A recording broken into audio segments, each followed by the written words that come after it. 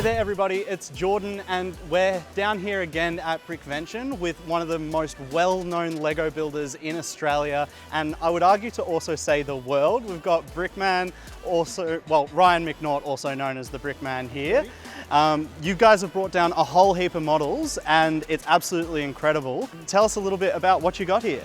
Yeah, well, I guess first off, all of these Lego models are a bit of a culmination, and so everyone is totally unique and different in what they do, and we've got an amazing collection of a whole heap of different works. So yeah, we've got everything from an oversized 16 times Lego goat, which you can see here, which is an actual Lego element.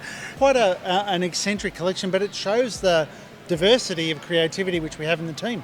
I really just got to say all of these models are awesome. Let's check out some of the features and some of the things that we got here. Yeah, no worries, happy to. So this was actually my last build when I was working at the Brickman team, and I tried to put in a lot of the different techniques and stuff that you kind of do at the Brickman. Yep. Have you actually had much of a look at this one yet? I have, Jordy. I checked it out before it left the workshop. I think the bit for me, the highlight for me, is probably the cargo nets. Cargo nets in the glass balls. I thought they were a pretty neat touch. Good part usage, Jordy. Thank you very much. There has been some comments about the butts.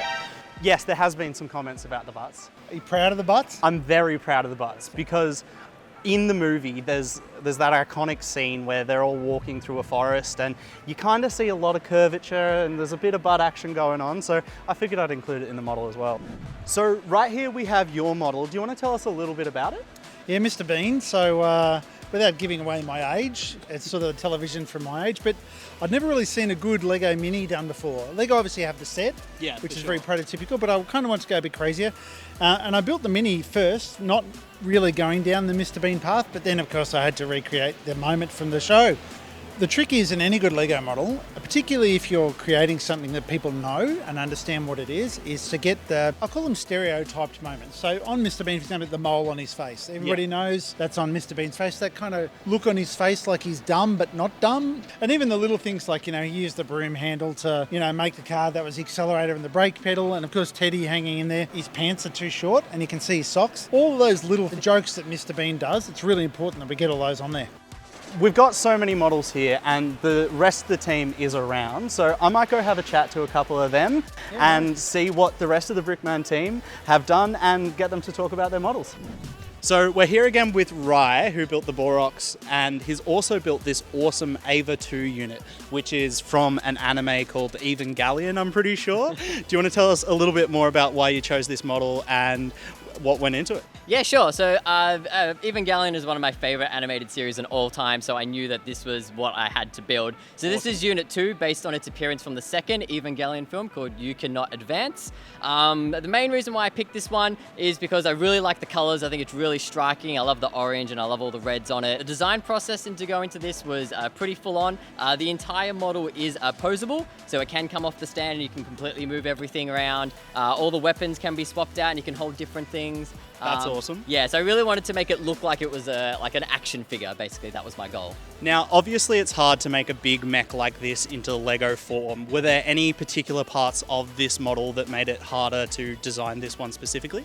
Yeah, absolutely. So things like the torso, how everything is kind of segmented, that was really quite difficult because there's lots of different angles. And the main thing about Evangelions is that they're quite humanoid in appearance. They're quite thin, and where other mechs are quite chunky, and so you can hide a lot of bracing inside of it. But because this is so thin, I had to make sure that it was strong enough to support itself and be able to stand on its own.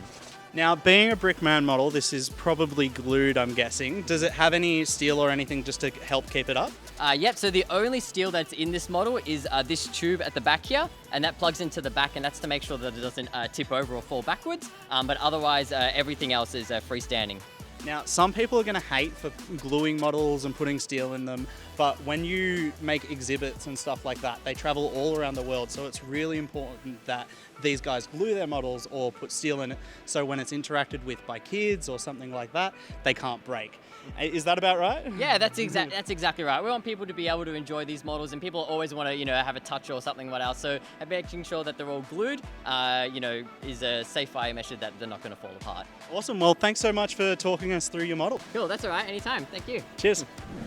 So we're here with Tullet, who designed this awesome drafting table with rocket launcher plans, a little side table as well. There's a lot in this model. Do you want to tell us a little bit about it? Yeah, so I just wanted to do something that was a bit like a slice of life build with the blueprint plans and then everything else you would find scattered around a desk. So the calendar, the calculator, lots of pens and pencils. So for this one, I started off with a basic line drawing and pretty much traced it in Studio. And then once I had a rough idea, I just built out the whole thing and kind of filled in the gaps with lots of side building, lots of snot details for that one as well. Super awesome. And do you actually have a cat that needs to be fed, or is that just chilling? Just a note, just a reminder. Just a reminder for anyone who has a cat. Yeah. Yeah, very nice. Thanks so much for showing us your model. Is there anything particular about that date there? That's my birthday, March 6th. Very nice, very nice. Good pickup. Jordy? Thanks so much for coming down and being in a video. Oh, thanks for coming down to your old boss. Yeah, got to come say hi every now and again.